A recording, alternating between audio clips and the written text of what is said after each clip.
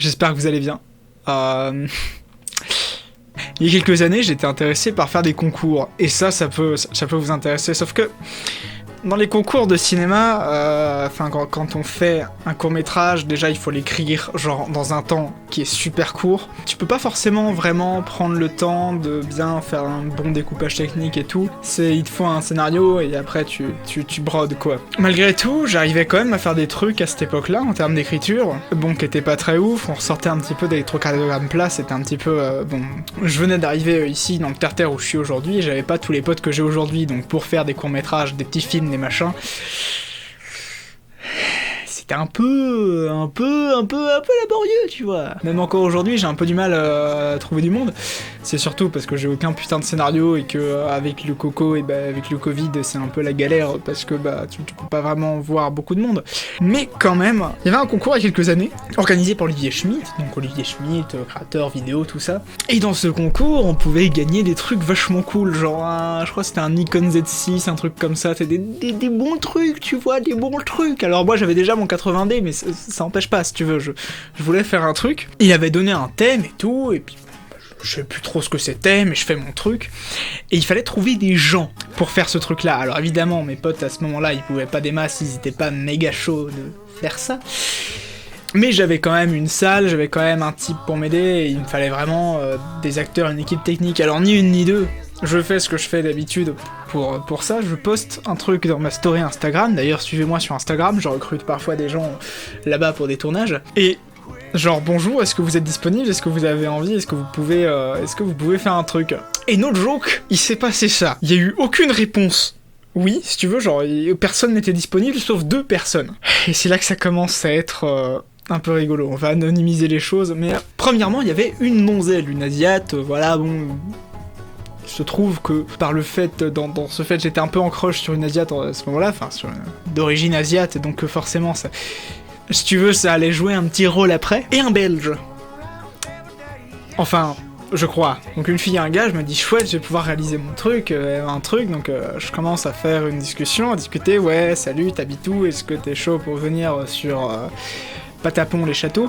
C'est pas du tout là où j'habite, et je crois que j'ai déjà dit où j'habitais, mais c'est pas grave, écoute, pour le fait, on va anonymiser. Donc ouais, est-ce que t'habites à Patapon les châteaux? Oui, j'habite à Patapon les châteaux, on va pouvoir faire le truc et tout, et puis là ça commence à partir en couille quand t'es commences à parler, genre ouais, je t'aime bien, t'es youtubeur et tout, c'est cool, ça te dirait pas de, je sais pas, qu'on aille se boire un verre jeudi? Moi? Tu me proposes d'aller boire un verre?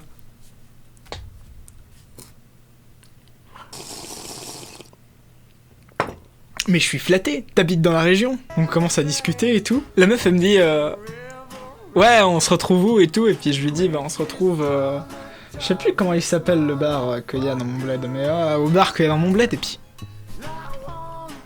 je connais pas, c'est où? C'est à côté du Ikea? Pas de Ikea à Patapon les châteaux.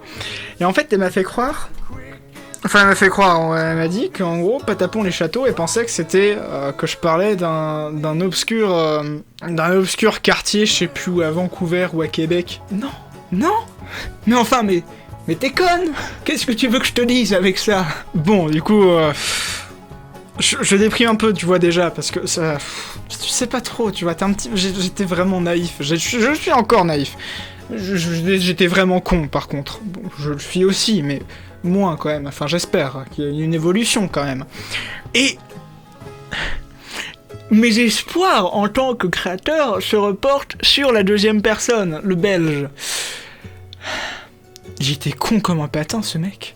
Ou alors il faisait exprès d'être con comme un patin. Mais du coup je l'ai ajouté dans le groupe, si tu veux, parce que t'avais la meuf d'abord, on a discuté, et après le mec est venu. J'étais un peu dépité déjà de base. Ouais, il est en Belgique et tout, et puis il se met à draguer la meuf, tu vois, genre, de manière lourde et insistante, où tu te dis, c'est pas possible. C'est pas possible d'avoir des gens comme ça. Non. Juste, non. Mais genre vraiment, t'es asiate, j'aime beaucoup les asiates, est-ce que tu voudrais pas pécho? Et moi j'étais là, mais qu'est-ce qu'il fout? Qu'est-ce qu'il fout? Je suis en train d'organiser un tournage.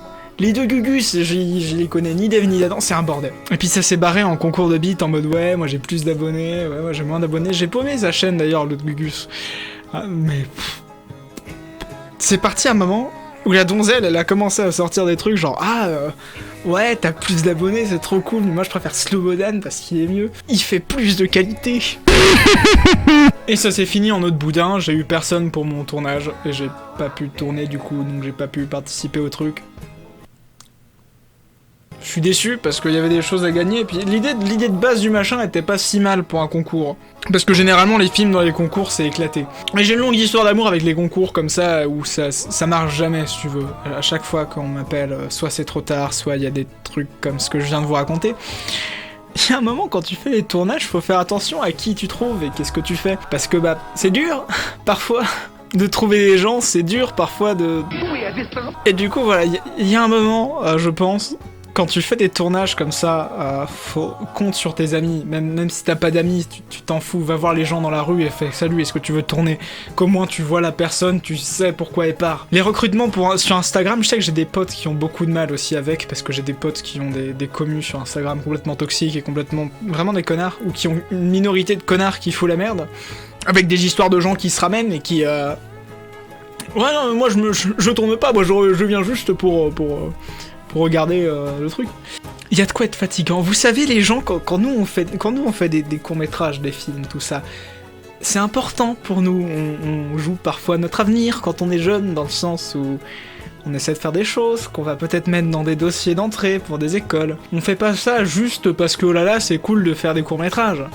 Il y a de la réflexion derrière, il y a un petit peu de recherche. Et c'est plutôt emmerdant d'avoir des gens comme ça qui viennent péter les burnes pour des... Ce sel, vous le retrouvez et vous l'avez dans la bouche aujourd'hui. Oui, tu vois, ça reste un peu en travers, parce que, au final, j'ai pas le fin mot de cette histoire, mais à y repenser à tous les coups, je sais que j'ai des potes qui sont capables de faire ça, genre de créer des faux comptes et puis de venir juste pour péter les burnes. Et par contre, de ce côté-là, ça a bien marché. Ah, ça, clairement, ça a très bien marché. Et ça, les gars, bien joué, hein, vraiment bien joué. Mais bon... Et le truc, c'est qu'il n'y a pas de méthodologie sur comment tu recrutes des gens, c'est basiquement « Hey, il y a une annonce !» Point. Et surtout quand t'as pas de structure, en fait. Parce que nous, je veux dire, là, si je pète ma caméra, il y a personne pour me la rembourser, à part moi-même.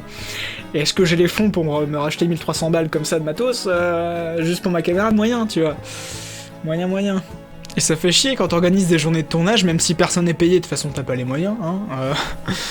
Personne n'est payé, c'est limite si t'as de la bouffe, mais bon, la bouffe c'est la base.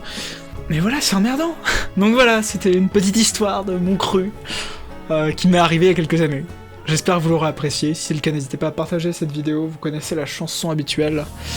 Moi je vous dis faites de beaux rêves, allez bisous.